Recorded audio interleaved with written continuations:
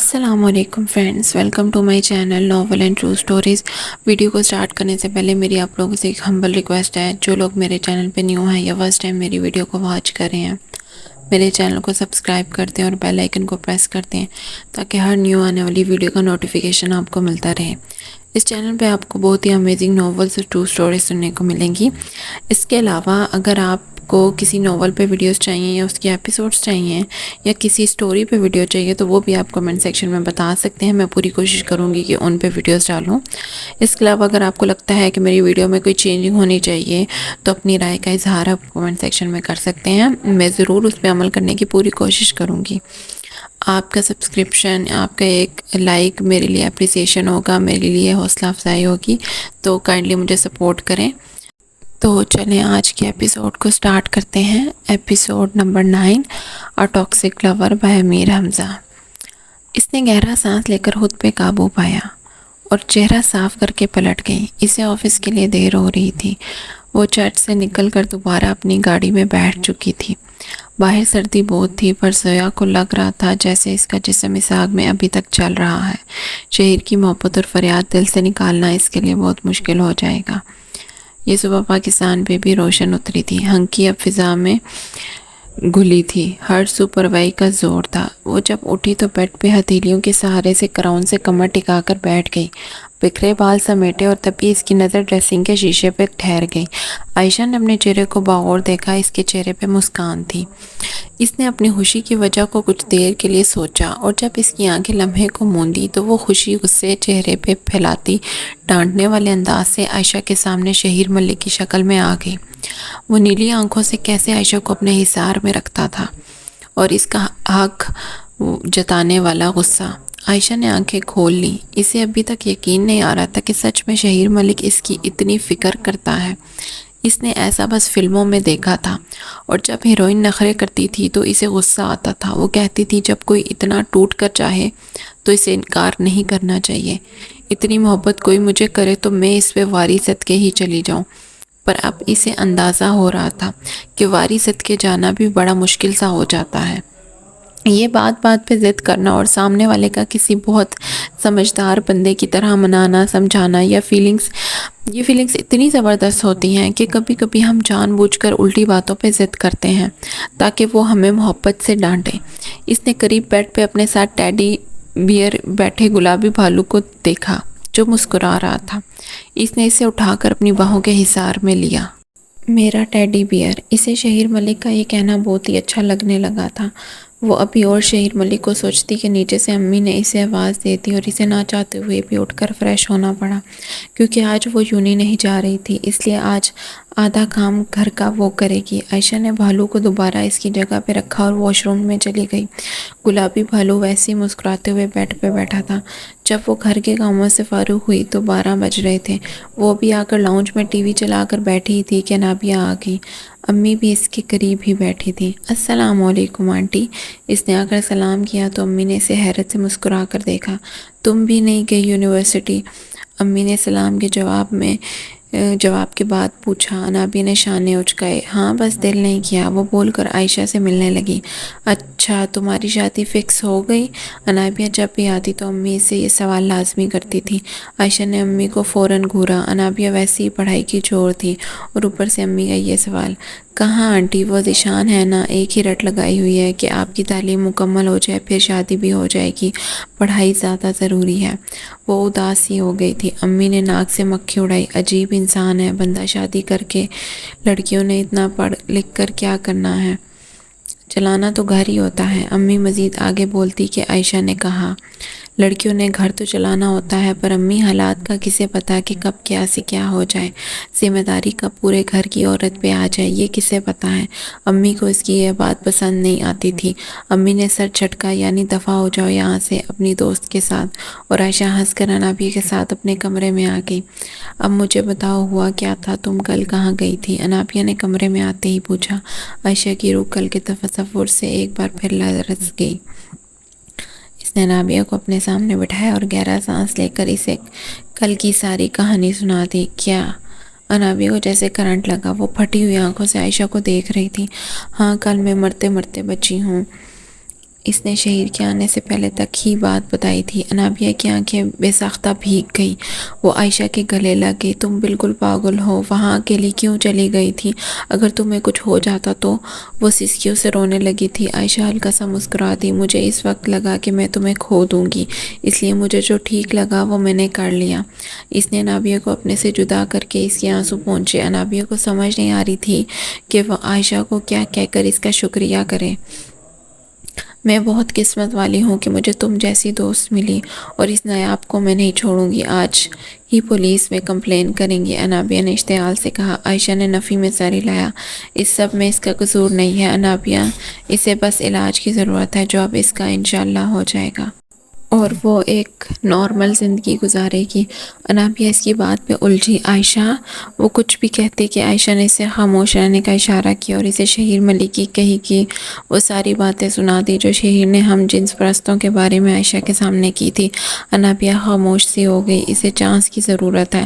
انابیہ حقارت کی نہیں، انابیہ مطمئن نہیں تھی، پر اس نے سر ہلا دیا تھا۔ پھر اسے جیسے کچھ یاد آیا۔ اچھا مجھے یہ تو بتاؤ، پھر تم وہاں سے بھاگی کیسے؟ انابیہ کو اب باقی کہانی بھی سننی تھی جو عائشہ بالکل نہیں سنانا چاہتی تھی۔ عائشہ ابھی گنگار کر کچھ بھی کہتی کہ انابیہ نے مسکراتے بھالو کو دیکھا۔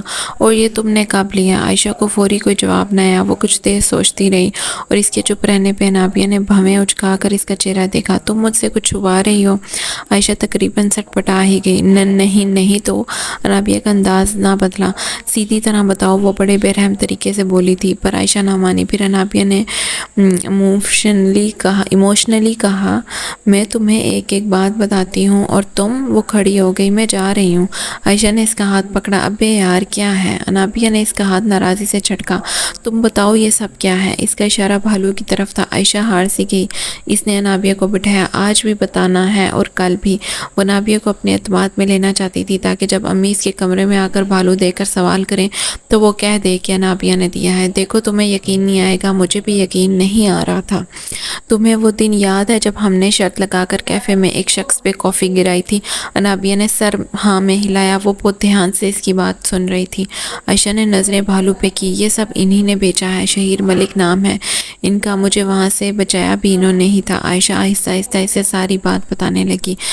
کمرے کی ہر چیز خاموش بیٹھی انہیں دیکھ رہی تھی، اور انابیہ اسے دم سادے سن رہی تھی۔ جب عائشہ نے بات مکمل کر لی تو اس نے بھالو سے نظریں ہٹا کر انابیہ کو دیکھا جس کا ہاتھ دل پہ تھا۔ قسم سے وہ یہ سب کچھ تمہارے لیے کر رہا ہے؟ انابیہ کو یقین نہیں آ رہا تھا۔ میں نے کہا تھا نا تم یقین نہیں کرو گی۔ انابیہ اپنی چیخ دبانے کے لیے منہ پہ ہاتھ رکھا۔ یا اللہ، اف عائشہ تم کتنی خوش قسمت ہو۔ عائشہ نے اسے حیرت سے دیکھا۔ اس میں خوش قسمتی والی کون سی بات ہے؟ انابیہ نے منہ سے ہاتھ ہٹائے۔ اس کے چہرے پہ ناراضی تھی۔ کوئی تمہیں پاگلوں کی طرح محبت کرتا ہے اور تم کہہ رہی ہو کہ اس میں کون سی خوش قسمتی والی بات ہے؟ تم میں بنی اسرائیل والی ناشکری کیڑے ہیں۔ عائشہ اس کی بات پہ چونکی۔ اسے شہیر کی بات فوراً یاد آئی، بنی اسرائیل۔ وہ مسکرانے لگی۔ انابیہ نے پھر سے بھویں اچکائی۔ تم اسے سوچ کر مسکرا رہی ہو؟ مطلب تم اسے پسند کرنے لگی ہو؟ عائشہ کو جیسے اس بات پہ کرنٹ لگا۔ نہیں جی، اس نے نظریں چرائی۔ ہاں جی، انابیہ اپنی بات پہ زور دے کر کہا۔ یہ موبائل بھی انہوں نے دیا ہے۔ عائشہ نے اس کا دھیان بھٹکانے کے لیے اس کے آگے موبائل کیا۔ انابیہ نے تحیر سے موبائل کو دیکھا۔ میں نے کہا ہے یہ انابیہ کے منگیتر نے اسے لے کر دیا ہے، اور انابیہ نے مجھے کچھ دنوں کے لیے ویسے ہی چلانے کے لیے دے دیا ہے، جو آج میں تمہیں واپس کر دوں گی۔ عائشہ کی بات وہ سمجھی نہیں۔ اس نے الجھی نظروں سے دیکھا۔ عائشہ سیدھی ہوئی اور اسے ساری بات دوبارہ سمجھانے لگی۔ میں نے گھر یہ کہا ہے کہ یہ موبائل تمہارا ہے، اور آج ان کا گارڈ مجھے میرا موبائل آ کر دے جائے گا تو یہ میں انہیں واپس دے دوں گی، اور تم نے بھی یہی کہنا ہے کہ یہ تمہارا موبائل ہے جو تمہیں تمہارے منگیتر نے دیا تھا۔ اگر ابھی نیچے کوئی پوچھنے لگ جائے تو ورنہ اپنی چونچ بند رکھنا۔ انابیہ نے اسے شریر نظروں سے دیکھا۔ اس نے عائشہ کی پوری بات میں سے اس لفظ کو محظوظ انداز میں دہرایا تو عائشہ چمک گئی۔ اچھا اب بکواس مت کرو، میں کچھ سوچ رہی تھی۔ انابیہ اس کی طرف متوجہ ہوئی۔ کیا؟ عائشہ نے اسے دیکھا۔ وہ میرا موبائل ٹھیک کروا دیں گے، اور میں ان کا احسان نہیں لینا چاہتی۔ میں ریپیئرنگ کے پیسے دوں گی تو وہ مجھے گولی مار دیں گے، انہیں بہت غصہ آتا ہے۔ عائشہ نے چرچری لی۔ انابیہ اس بات پہ فوراً بولی، وہ تمہیں نہیں مارے گا، وہ تو خود تم پہ مار چکا ہے۔ عائشہ کا چہرہ سرخ ہو گیا۔ اس نے نابیہ کی بات کو نظر انداز کر کے دوبارہ اپنی بات شروع کی۔ میں سوچ رہی ہوں کہ میں ان کے لیے کوئی گفٹ لے لوں۔ نابیہ اس بات پہ اچھلی، یہ بہت اچھا رہے گا، ہم دونوں مل کر دینے چلیں گے ان کے گھر۔ عائشہ نے اس کے گھٹنے پہ تھپڑ مارا۔ پاگلوں والی باتیں نہ کرو، ہم بس گفٹ لینے چلیں گے، گھر تک ان کا گارڈ خود لے جائے گا۔ نابیہ کا منہ اتر گیا۔ اچھا تصویر ہی دکھا دو ان کی۔ میرے پاس تصویر نہیں ہے۔ نابیہ کو غصہ آ گیا۔ تمہارے پاس دماغ بھی نہیں ہے بیوقوف لڑکی، اتنا اتراؤ گی تو وہ چھوڑ جائے گا تمہیں کوئی حسن کی دیوی نہیں ہو۔ عائشہ کو یہ بات بری لگی۔ تم سے تو پیاری ہوں، کریمیں لگا لگا کر تمہارا رنگ نکھرا ہے، بس زیادہ بکواس نہ کرو، تم بھی کم نہیں ہو، اپنے منہ میاں بٹھو۔ نابیہ نے سر جھٹکا۔ اچھا چھوڑو، یہ بتاؤ کب سے چل رہی ہو میرے ساتھ مارکیٹ؟ نابیہ فوراً کھڑی ہو گئی۔ عائشہ ہنس دی۔ ٹھیک ہے، میں امی سے پوچھ لوں گی، پھر چلتے ہیں۔ وہ دونوں کمرے سے نکل گئی تھی۔ آفس کی عمارت پہ سورج کھڑا تھا۔ اس کی کرنیں اب وہ تپش نہ رکھتی تھی جو ان میں پہلے ہوا کرتی تھی۔ موسم بدلنے کی وجہ سے سورج بھی اپنی تاپ کھوتا جا رہا تھا۔ ہوا کے چلنے سے دھوپ کی تپش کم محسوس ہوتی تھی۔ ایسے میں عمارت کے اندر پھر بھی ایئر کنڈیشنرز چل رہے تھے۔ سٹاف اپنے کام میں مصروف تھا۔ شہیر کے کیبن کے باہر ایک چھوٹا سا کیبن بنا تھا جہاں دستگیر بیٹھتا تھا تاکہ شہیر کو کوئی بھی مسئلہ ہو تو وہ فوراً اس کی مدد کو پہنچ جائے۔ وہ اپنے موبائل میں مصروف تھا کہ کانچ کے دروازے پہ دستک ہوئی۔ دستگیر نے چہرہ اٹھا کر دیکھا تو سامنے مینیجر کھڑا تھا۔ سر ارمان صاحب آئے ہیں۔ دستگیر کو کچھ حیرت ہوئی۔ تم نے آنے کی وجہ پوچھی؟ مینیجر نے سر ہلایا۔ جی پوچھی تھی، وہ کہہ رہے تھے کہ انہوں نے شہیر صاحب سے ملنا ہے۔ دستگیر اپنی کرسی سے کھڑا ہو گیا۔ میں آ رہا ہوں، آپ انہیں بٹھائیں۔ مینیجر سر ہلا کر چلا گیا تو وہ بھی اپنا کوٹ درست کرتا کیبن سے نکل گیا۔ سر ارمان صاحب آئے ہیں۔ اس نے کیبن سے نکل کر شہیر کو فون کیا تھا۔ کیبن میں بیٹھے فائلوں میں الجھے نیلی آنکھوں والے شخص کے چہرے پہ ناگواری پھیل گئی۔ اسے کہہ دینا میں مصروف ہوں، اگر یہ سن کر بھی نہ جائے تو دھکے دے کر نکال دینا۔ اس نے کہہ کر ٹھک سے فون بند کر دیا۔ اور یہ مرحلہ ہوتا تھا جب دستگیر بے بس ہو جاتا تھا۔ ارمان اسے اچھا لگتا تھا، وہ بہت عزت سے بات کرنے والا انسان تھا۔ دستگیر نے گہرا سانس لیا۔ وہ شہیر کا حکم نہیں ٹال سکتا تھا، اس لیے قدم اٹھاتا وہ ویٹنگ روم میں آ گیا جہاں ارمان ہلکی آسمانی رنگ کے پینٹ کوٹ اور سفید شرٹ میں ملبوس بیٹھا تھا۔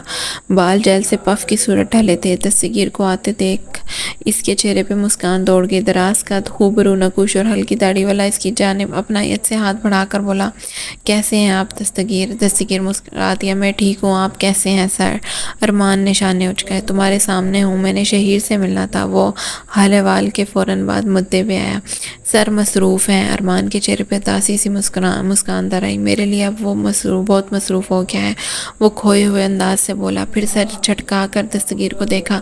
میں نے بہت ضروری بات کرنی ہے۔ دستگیر نے بے بسی سے اسے دیکھا۔ وہ مناسب الفاظ ڈھونڈنے لگا جس سے ارمان کو زیادہ دکھ نہ ہو۔ سر آج نہیں مل سکیں گے۔ ارمان نے لمح بھیجے۔ میں اس سے خود بات کر لیتا ہوں، اس نے دستگیر کی حالت سمجھتے ہوئے اس کے شانے پہ ہاتھ رکھ کر کہا، اور کالے پینٹ کوٹ گندمی رنگ والے دستگیر کے کندھوں سے بہت سا وزن ہٹ گیا۔ اس نے مسکراتی نظروں سے ارمان کو دیکھا اور سر کو خم دے دیا۔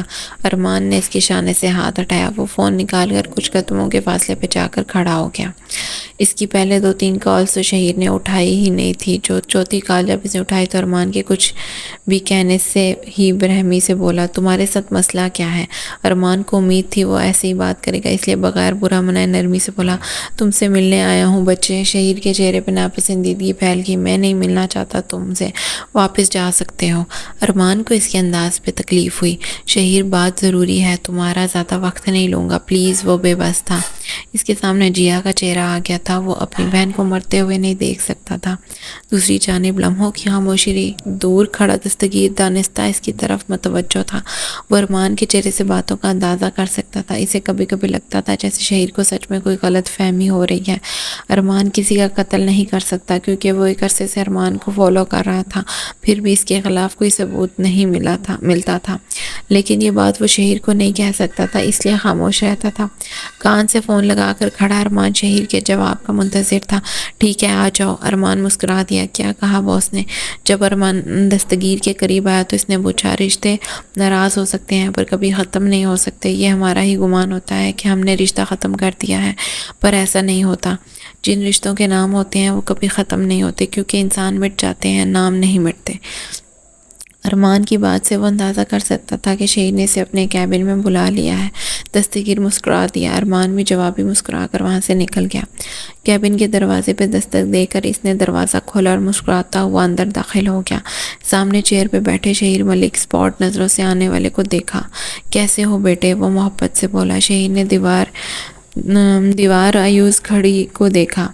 5 منٹ ہے تمہارے پاس، اس نے سرد مہری سے کہا۔ ارمان کی مسکراہٹ مانند پڑ گئی۔ حال بھی نہیں بتاؤ گے اپنا؟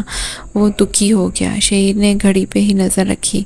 4 منٹ 52 سیکنڈ، یہ اشارہ تھا وقت گزر جانے کا۔ ارمان کی آنکھیں زخمی ہو گئی، وہ اس کے سامنے بیٹھ گیا۔ شہیر نے کوہنیاں میز پہ جمائی اور اسے دیکھنے لگا۔ چہرے سے لگتا تھا کہ اسے ارمان اور اس کی بات پہ کوئی دلچسپی نہیں ہے۔ قد آدم کانچ کی کھڑکی سے باہر سڑک نظر آتی تھی۔ آسمان پہ چڑیاں اڑ رہی تھی، سڑک پہ گاڑیوں کا رش تھا۔ ارمان نے جب اپنی بات شروع کی تو شہیر نے اس پہ سے نظریں ہٹا کر پہلی سڑک کو دیکھا، پھر وہ اڑتی چڑیوں کو دیکھنے لگا۔ ارمان شہیر کی ادب دلچسپی محسوس کر رہا تھا۔ اس نے بات تو کرنی ہی تھی، اس لیے وہ بولنے لگا۔ جیا تم سے بہت محبت کرتی ہے۔ وہ سیدھا مدعے پہ آ گیا۔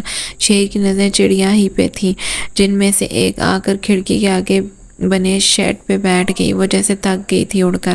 وہ تمہارے بغیر نہیں رہ سکتی، ارمان نے مزید کہا۔ وہ شہیر کا چہرہ ہی دیکھ رہا تھا۔ جب وہ خاموش ہوتا تو گھڑی کی ٹک ٹک کرتی سوئیوں کی آواز سنائی دینے لگتی۔ وقت کم تھا اور بات ضروری تھی۔ یہ میرا مسئلہ نہیں ہے، وہ نیازی سے بولا۔ نظریں چڑیا پہ ہی تھی۔ وہ چونچ کو شیشے سے ٹکرا رہی تھی۔ وہ اندر آنے کی جسارت کر رہی تھی، جیسے جیا شہیر کی زندگی میں آنے کی ناکام کوشش کر رہی تھی۔ محبت کا مسئلہ ایک انسان کا نہیں ہوتا، یہ مسئلہ دو لوگوں سے مل کر بنتا ہے، اور یہ حل بھی 2 لوگوں سے ہی ہوگا۔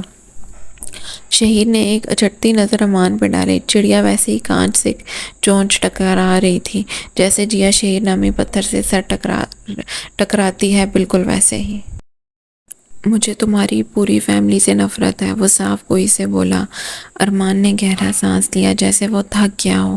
شہیر تمہیں لگتا ہے نا کہ میں گنہگار ہوں، تو سزا مجھے دو، اس سب میں جیا کو مت لاؤ۔ وہ التجا کرنے لگا۔ شہیر نے کوئی جواب نہ دیا۔ خاموشی کے ساتھ ہی گھڑی کی ٹک ٹک پھر سے سنائی دینے لگی۔ دھوپ کیبن میں روشنی کیے ہوئے تھی، سڑک پہ ٹریفک ویسے ہی تھی، چڑیا بھی اپنی کوششوں میں مصروف تھی۔ شہیر نے ارمان کی بات پہ اسے دیکھا۔ شہیر کی نظریں چپتی ہوئی تھی۔ سزا تو تمہیں ملے گی ہی، لیکن مجھے تمہاری بہن میں کوئی دلچسپی نہیں ہے۔ تمہاری بہن کو علاج کی ضرورت ہے، مجھے فرق نہیں پڑتا وہ مرے یا جیے۔ I really don't care، اس نے سرد لہجے سے کہا اور گھڑی کو دیکھا جس پہ 5 منٹ پورے ہو گئے تھے۔ ارمان کے چہرے پہ سائے لہرانے لگے۔ اسے شہیر سے اتنی سرمردی کی امید نہیں تھی۔ اسے آج پہلی بار بے عزتی محسوس ہوئی تھی، ورنہ وہ شہیر کو اپنا چھوٹا بھائی سمجھ کر معاف کر دیتا تھا۔ لیکن جیا میں بھی اس کی جان بستی ہے، وہ اس کے متعلق کوئی بات نہیں سن سکتا، اور اس طرح تو بالکل نہیں۔ اس لیے وہ خاموشی سے کھڑا ہو گیا۔ تمہارے وقت کا شکریہ۔ ارمان نے مسکرانے کی کوشش کی۔ شہیر نے کندھے اچکائے۔ دوبارہ مت آنا، وہ کہہ کر اپنے کام میں لگ گیا۔ ارمان کچھ دیر اسے دیکھتا رہا، پھر واپسی کے لیے مڑ گیا۔ شیشے سے چونچ ٹکراتی چڑیا بھی شاید تھک گئی تھی۔ وہ شہیر کی کھڑکی کی طرف دیکھتی ہی پھر سے اڑ گئی۔ ایک دن جیا بھی تھک کر اپنا راستہ ضرور بدل لے گی، شہیر نے آسمان پہ گم ہوتی چڑیا کو دیکھ کر سوچا تھا۔ وہ جیا سے نفرت نہیں کرتا تھا، بس وہ ارمان سے جڑے کسی بھی شخص سے کوئی رشتہ نہیں رکھنا چاہتا تھا۔ شہیر کی نظروں سے جب چڑیا اوجھل ہو گئی تو وہ اپنے کام میں لگ گیا۔ سڑک پہ ٹریفک اب چھٹنے لگی تھی۔ دھوپ ویسے ہی کیبن کو روشن کیے ہوئے تھی۔ گھڑی کی ٹک ٹک پھر سے سنائی دینے لگی۔ وہ دونوں اس وقت مال میں کھڑی تھی۔ عائشہ بہت سی دکانوں میں پھر چکی تھی، پر اسے سمجھ نہیں آ رہی تھی کہ وہ شہیر کے لیے کیا لیں۔ انابیہ نے اسے کوفت سے دیکھا۔ مسئلہ کیا ہے تمہارے ساتھ؟ 1 گھنٹے سے دکانوں میں جا رہی ہو، ایک چیز دیکھنے کے بعد تم انکار کر کے باہر آ جاتی ہو۔ مجھے لگتا ہے تم نے کچھ لینا ہی نہیں ہے، تم بس ڈرامے کر رہی ہو۔ وہ عائشہ سے زبردست قسم کی ضد ہو گئی تھی۔ عائشہ بھی جھنجھلا گئی۔ مجھے قسم سے سمجھ نہیں آ رہی کہ کیا لوں۔ یہ لڑکے بھی بہت مشکل مخلوق ہوتی ہے، نہ ان کی سمجھ آتی ہے اور نہ ان کے لیے جانے والے تحفوں کی۔ وہ روز دیکھنے کو تھی کہ تبھی اس کی نظر ایک بوتیک کی شاپ پہ رک گئی۔ وہاں ہلکے بادامی رنگ کی شرٹ اسٹیچو نے پہنی ہوئی تھی، جس کے گریبان کے صرف 4 بٹن تھے اور آستینیں بھی کلائیوں تک تھی۔ شرٹ پتلی جرسی کے کپڑے کی بنی ہوئی تھی۔ اس نے انابیہ کا ہاتھ تھاما اور اس شاپ میں چلی گئی۔ اس نے شرٹ کو ہاتھ لگا کر اس کا سٹف محسوس کیا۔ کپڑا بہت نرم تھا۔ اس نے ایک لمحے کو آنکھیں موند کر شہیر کو تصور کیا کہ وہ اس شرٹ میں کیسا لگے گا۔ نیلی آنکھوں اور سفید رنگل والا اس شرٹ میں کمال لگتا ہے۔ عائشہ نے فوراً آنکھیں کھولی اور وہ شرٹ دکان والے لڑکے کو کہہ کر پیک کروا لی۔ بس ایک شرٹ ہی لوگی انابیہ؟ اور وہ جب باہر آ رہی تھی تو اس نے پوچھا۔ ہاں۔ وہ خوش تھی۔ انابیہ نے اسے ملال سے دیکھا۔ بہت گندی نیت ہے بھائی تمہاری، بندہ پہلی بار کچھ دے رہا ہے، کچھ اچھا لے لیتی۔ اسے شرٹ اچھی لگی تھی پر اتنی بھی نہیں۔ عائشہ اس کی بات پہ چڑھ گئی۔ ہاں ایک کام کرتی ہوں، خود ڈبے میں بیٹھ کر چلی جاتی ہوں۔ انابیہ نے سر جھٹکا۔ پتہ نہیں اسے تم میں کیا نظر آیا ہے۔ عائشہ نے اسے کھا جانے والی نظروں سے دیکھا۔ دماغ۔ اس نے اپنے سر پہ انگلی رکھ کر دستک دی، پھر انابیہ کے سر کی پشت پہ چپیڑ لگائی۔ جو تمہارے پاس نہیں ہے۔ انابیہ نے اسے غصے سے دیکھا پر وہ خاموش ہو گئی تھی۔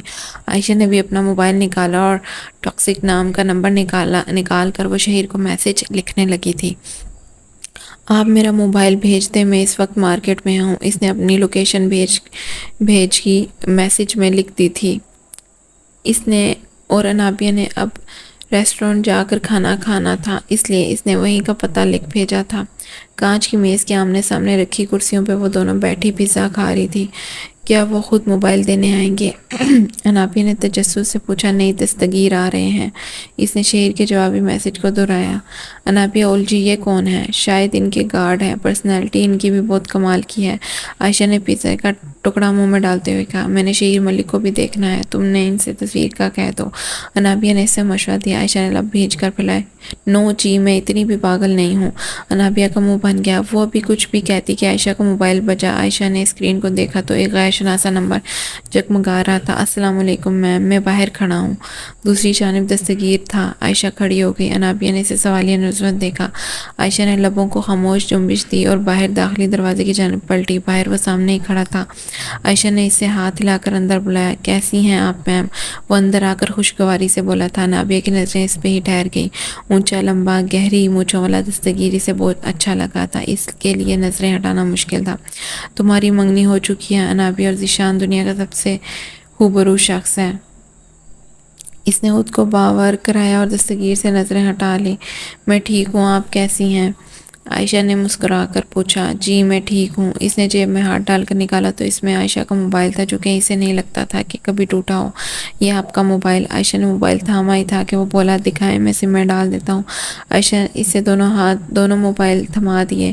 اب مجھے اجازت دیں۔ دستگیر نے سم کارڈ ڈال دیے تھے تو اس نے عائشہ کو دیکھ کر کہا۔ بالکل اجازت نہیں، آپ بیٹھے اور بتائیں کیا لیں گے آپ؟ دستگیر اس کی بات پہ جھم گیا۔ نہیں میم، میں نے جانا ہے، وہ شرماتے ہوئے بولا۔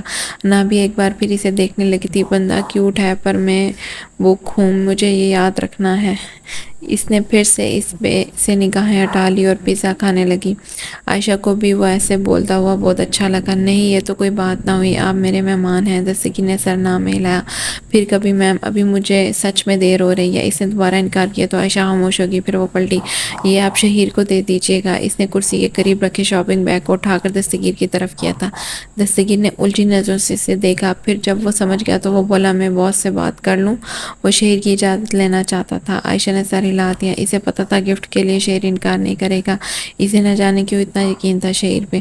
باس کہہ رہے ہیں کہ آپ کا شکریہ پر وہ گفٹ نہیں لیں گے۔ عائشہ کو جھٹکا لگا۔ نابیہ بھی چونک کر اوپر دیکھا۔ پر میں نے ان کے لیے ہی یہ لیا ہے۔ دستگیر اس کی بات اور انداز پہ بے بس ہو گیا تھا۔ اس نے شہیر کو کہا تو وہ دوسری جانب سے بولا۔ میری بات کرواؤ۔ دستگیر نے سر ہلا کر اس کی جانب موبائل کر دیا۔ عائشہ کا دل تیز تیز دھڑکنے لگا۔ اس نے موبائل لیا اور کان سے لگایا۔ انابیہ جلدی سے کھڑی ہو کر اس کے قریب ہو گئی تھی تاکہ وہ بھی ان کی باتیں سن سکیں، پر اسے شہیر کی آواز نہیں سنائی دے رہی تھی۔ ہیلو، عائشہ نے دل کی دھڑکنوں پہ قابو پاتے ہوئے بولا۔ عائشہ کے وجود سے اس کی سانسیں پروائی بن کر ٹکرائیں تو اس نے بے ساختہ شہیر کو اپنے بہت قریب محسوس کیا۔ میں نے آپ کے لیے گفٹ لیا ہے۔ اس کے جسم میں اندر ہی اندر ایک طوفان چلنے لگتا تھا۔ جب بھی وہ شہیر سے بات کرتی تھی اس کی دھڑکنیں رفتار پکڑ لیتی تھی۔ میں لڑکیوں سے تحفے نہیں لیتا، تم بتاؤ تمہیں کچھ چاہیے؟ وہ نرمی سے بولا تھا، پر عائشہ کو اس کی بات بری لگی تھی۔ اسے یوں لگا جیسے وہ عائشہ کو گندی نیت یا باقی لڑکیوں جیسا سمجھ رہا ہے جو بس تحفوں سے خوش ہوتی ہے۔ عائشہ کے اندر والا طوفان تھم گیا، چہرہ سنجیدہ ہو گیا۔ مجھے کچھ نہیں چاہیے، اگر کچھ چاہیے ہوگا تو میں خود لے سکتی ہوں، آپ کا بہت شکریہ۔ یہ اس کے انداز میں ناراضی تھی۔ جانتا ہوں، وہ مختصر جواب دے کر خاموش ہو گیا۔ آپ وہ تحفہ لے لیں پلیز، وہ پتہ نہیں کیا سوچ کر اصرار کرنے لگی۔ دوسری جانب سے شہیر نے دو ٹوک انداز میں کہا، میں نے کہا نا مجھے تحفے نہیں چاہیے، میں لڑکیوں سے تحفے نہیں لیتا، تم میری بات مان جایا کرو، مجھے تم سے تمہارے علاوہ کچھ بھی نہیں چاہیے۔ عائشہ نے اس کی باقی بات نہ سنی، بس اتنا ہی سنا کہ وہ اس سے تحفہ نہیں لینا چاہتا۔ عائشہ کے چہرے پہ سایہ لہرانے لگے۔ اسے نابیہ کا بھی خیال آیا کہ اب وہ نابیہ کو کیا کہے گی کہ شہیر نے اس کی بات نہیں مانی۔ عائشہ کی آنکھیں بھیگ گئی۔ دستگیر نے اسے چونک کر دیکھا۔ نابیہ بھی پریشان ہو گئی تھی، پر عائشہ تپ چکی تھی۔ ٹھیک ہے مت لیں، اور ایک بات میری بھی سن لیں کہ میں بھی کسی کا احسان نہیں لیتی۔ آپ نے موبائل ریپیئر کروایا ہے، اس کا بہت شکریہ، میں اس کے پیسے بھیج رہی ہوں، اور دھمکانے یا ڈرانے کی ضرورت نہیں ہے، مجھے آپ سے ڈر نہیں لگتا، آپ مجھے زہر جیسے لگتے ہیں، بھاڑ میں جائیں آپ۔ اس کے دل میں جو آیا کہہ دیا۔ دستگیر کی آنکھیں باہر گرنے کو ہو گئی تھی۔ اسے اپنے کانوں پہ یقین آیا کہ وہ یہ سب اسی کے باس کو کہا گیا ہے۔ دوسری جانب موجود شہیر بھی دنگ رہ گیا تھا، اور عائشہ نے دستگیر کا موبائل اس کی طرف کیا اور پرس سے پیسے نکال کر دستگیر کے ہاتھ میں زبردستی تھمائے، ٹیبل پہ بل رکھا اور اپنا سامان اٹھا کر بہتی آنکھوں سے باہر نکل گئی۔ نابیہ بھی اس کے پیچھے بھاگی تھی۔ دستگیر کو سمجھ نہ آئی کہ یہ سب اچانک کیا ہو گیا۔ اس نے باہر جاتی عائشہ کو دیکھا جو اپنے آنسو صاف کر رہی تھی۔ وہ اپنے گھر آ کر سیدھی اپنے کمرے میں آ گئی تھی۔ اس نے آ کر شرٹ والے ڈبہ دیوار میں مارا، بھاڑ میں جائیں، نہیں لیں گے تو نہ لیں۔ اسے نہ جانے کیوں بہت زیادہ رونا آ رہا تھا۔ اسے لگا تھا شہیر اس کے گفٹ دینے پہ خوش ہوگا، پر جیسے وہ عائشہ کی بے عزتی کرے گا، کوئی موقع ہاتھ سے جانے نہیں دیتا۔ وہ کیا جتانا چاہتے ہیں کہ میں گندی نیت ہوں؟ اسے رہ رہ کر غصہ آ رہا تھا۔ وہ کمرے میں بھیگی آنکھوں سے چکر لگانے لگی۔ جب کچھ سمجھ نہ آیا کہ غصہ کہاں اتارے تو اس نے بھالو کو ہی شہیر سمجھ کر اٹھا کر دیوار میں مار کر خود اوندے منہ بیڈ پہ لیٹ گئی۔ اس کا بس نہیں چل رہا تھا کہ شہیر کو کال کر کے اور بھی سنائے، پر وہ اس سے بات نہیں کرنا چاہتی تھی۔ اس کی حالت عجیب ہو رہی تھی۔ اس کے میز پہ پیسے مڑے تھوڑے سے پڑے تھے جنہیں وہ برہمی سے دیکھ رہا تھا۔ دستگیر سامنے کھڑا تھا۔ انہوں نے یہ دیے اور روتی ہوئی چلی گئی۔ دستگیر کی بات پہ اس نے نظریں اٹھا کر اسے دیکھا۔ یہ لڑکی انتہائی بے وقوف ہے، میں اس کا کیا کروں؟ اسے عائشہ کی یہ حرکت بری لگی تھی۔ دستگیر وہاں کچھ دیر رکا، پھر خاموشی سے باہر چلا گیا۔ شہیر نے اس کے جانے کے بعد موبائل نکالا اور عائشہ کو کال کی۔ میں نہیں اٹھاؤں گی۔ وہ جو اپنے کمرے میں بیٹھی تھی، بجتے موبائل کو دیکھ کر سوچا، پر دل سے مجبور ہوتے ہوئے کال اٹھا لی۔ عائش، وہ دوسری جانب سے بولا۔ عائشہ نے لب بھینچ کر اسے اب محسوس بھی نہیں کرنا چاہتی تھی کس لیے کال کی ہے۔ وہ اسپاٹ لہجے سے بولی، تمہاری طبیعت ٹھیک کرنے کے لیے۔ وہ ہلکے غصے سے بولا تھا۔ عائشہ کو برا لگا، یعنی غلطی اوپر سے غصہ، میرے ساتھ آپ اس طرح بات مت کیا کریں۔ شہیر کی بھویں اوپر ہوئی، لبوں میں مسکان آ گئی۔ وہ ناراض ہو رہی تھی۔ شہیر نے اب اس سے منانا تھا۔ اس نے کرسی کی پشت سے کمر ٹکا لی۔ وہ ماننے کے موڈ میں تھا۔ میں تو ایسے ہی بات کروں گا، وہ اسے چھیڑتے ہوئے بولا۔ میں کال کاٹ دوں گی، میں تمہارے گھر آ جاؤں گا۔ عائشہ جھنجھلا گئی، مجھے دھمکیاں مت دیا کریں۔ وہ بات بسات چیخی، مجھے کیوں ایسا لگ رہا ہے میرا ٹیڈی بیئر مجھ سے لڑنا چاہتا ہے؟ عائشہ کی ہارٹ بیٹ مس ہوئی۔ اس نے دل پہ ہاتھ رکھا، زبان پہ اچانک ہی تالا لگ گیا۔ اس سے کچھ بھی نہ بولا گیا۔ میں آپ سے بات نہیں کرنا چاہتی، آپ کو لگ رہا ہے کہ میں آپ سے لڑنا چاہتی ہوں۔ شہیر اس کی باتوں سے محظوظ ہو رہا تھا۔ اچھا، پر میں تو تم سے ہی بات کرنا چاہتا ہوں۔ وہ ایک لمحے کو رکا، پھر بولا، میرا گفٹ کہاں ہے؟ عائشہ سمجھ گئی تھی کہ اب وہ اسے تنگ کرے گا۔ میں نے پھینک دیا ہے، اس نے جھوٹ بولا۔ نظریں فرش پہ گرے ڈبے پہ ہی تھی۔ جھوٹ؟ عائشہ کو ہنسی سی آئی۔ میں سچ کہہ رہی ہوں، اس نے زور دے کر کہا۔ تو دوسری جانب سے بولا، میں تمہاری طبیعت ٹھیک کر دوں گا، اگر مجھے میرا گفٹ نہ ملا تو میں کل خود تمہارے پاس آؤں گا۔ آج کا وقت ہے، تمہارے پاس جا کر ڈھونڈ کر لاؤ کہاں پھینک کر آئی وہ گفٹ، ورنہ میں تمہیں کڈنیپ کر لینا ہے اور پھر تم بھی کسی کو نہیں ملو گی، گندی کہیں کی۔ وہ مصنوعی ناراضی سے بولا، اور عائشہ کے چہرے پہ مسکان دوڑ گئی۔ وہ اسے منا رہا تھا اور عائشہ ایویں ہی اس کے بارے میں الٹا سیدھا سوچنے لگی تھی۔ اسے اپنی باتوں پہ اب پشیمانی ہو رہی تھی۔ آئی ایم سوری، میں نے آپ پہ غصہ کیا۔ شہر کی اس کی بات پہ فوراً بولا، اس بات کی تو سزا تمہیں کل ملے گی، میں معافی دینے میں بہت کنجوس ہوں، تم مجھے کل ملو ذرا، پھر تمہیں بتاؤں گا۔ وہ شریر لہجے سے کہتا فون بند کر چکا تھا، پر عائشہ کو بے چین کر گیا تھا۔ اب وہ کل آئیں گے اس سے ملنے۔ اف میرے خدا، اس نے اپنا سر ہاتھوں میں تھام لیا۔ اسے اب لگ رہا تھا کہ اس نے خود بیل کو ٹکر کی دعوت دی ہے۔ اب کل کیا ہوگا؟ وہ اب کل کے بارے میں سوچ کر پریشان ہونے لگی تھی۔ ڈائننگ ٹیبل پہ ناشتہ رکھا تھا۔ صبح کی روشنی بند کھڑکی سے اندر داخل نہ ہوتی تھی۔ ٹیبل کے اوپر لگے زرد لیمپس روشن تھے جن سے محسوس نیم اندھیر اور خاموشی پھیلتی تھی۔ ارمان سربراہی کرسی پہ آفس جانے کے لیے تیار بیٹھا تھا۔ ہلکے سبز پینٹ کوٹ اور سفید شلوار میں وہ پرکشش لگتا تھا۔ اس کے قریب ہی اس کی ماں نائٹ سوٹ میں ملبوس بیٹھی تھی۔ وہ ناشتہ دیر سے کرتی تھی پر اس وقت وہ ارمان کو کمپنی دینے کی غرض سے آ جایا کرتی تھی۔ ارمان کے چہرے پہ کچھ اضطراب تھا۔ میں نے آپ سے ایک بات کرنی تھی ماں۔ اس نے چہرہ ماں کی جانب کیا۔ ماں نے ادا سے سر کو خم دیا۔ اس کا چہرہ دھلا دھلا صاف لگتا تھا، آنکھوں میں نیند کا خمار نہ تھا۔ وہ پوری توجہ سے ارمان کو سن رہی تھی۔ میں نے شہیر سے جیا کے لیے بات کی تھی، وہ نہیں مان رہا۔ اس نے شکستہ لہجے سے ساری بات ماں کو بتا دی تو ان کے چہرے پہ تنفر بکھر گیا۔ تمہیں ضرورت ہی کیا تھی اس بدتمیز انسان کے پاس جانے کی؟ ارمان کو ان سے ایسی ریاکشن کی امید تھی، اس لیے اس نے نظریں جھکا کر اسی انداز سے کہا، میں اپنی بہن کو تکلیف میں نہیں دیکھ سکتا ماں۔ میں بے بسی سے اسے دیکھا جو ابھی بھی بول رہا تھا۔ میں اس میں قصور نہ جیا کا ہے اور نہ ہی شہیر کا۔ محبت زبردستی نہیں ملتی، مجھے لگتا ہے وہ کسی اور میں انٹرسٹڈ ہے۔ آپ جیا کو سمجھائیں۔ ماں کی بھویں سکڑی۔ وہ کس میں انٹرسٹڈ ہے؟ انہوں نے پوچھا تو ارمان نے شانے اچکا دیے۔ شاید اپنی کزن زویا میں، وہ ایک عرصے سے اس کے ساتھ رہا ہے، ہو سکتا ہے وہ اسے پسند کرنے لگ گیا ہو، پر ہمیں اس سب سے کیا مطلب؟ ہمارا مسئلہ تو جیا کو سمجھانا ہے نا۔ وہ بے چینی سے بولا تھا۔ اسے کوئی دلچسپی نہیں تھی زویا میں۔ ماں اسے کچھ دیر دیکھتی رہی، پھر انہوں نے سر ہلایا۔ میں بات کروں گی جیا سے، تم بے فکر رہو، اب وہ تمہارے سامنے شہیر کا ذکر نہیں کرے گی۔ ارمان نے انہیں تشکر سے دیکھا۔ وہ جانتا تھا اب ماں سب سنبھال لیں گی، وہ جیا کو ضرور اب سمجھا دیں گی۔ ارمان کھڑا ہو گیا۔ ناشتہ تو کر لو۔ ارمان نے نفی میں گردن ہلائی۔ نہیں، میرا دل نہیں کر رہا۔ جب جیا اٹھے تو آپ لازمی مناسب الفاظ میں اسے سمجھا دیجیے گا، اور ان الفاظ سے جس سے جیا کو کم تکلیف ہو۔ وہ اداسی سے ماں کا چہرہ دیکھتا اپنی بات مکمل کر کے پلٹ گیا۔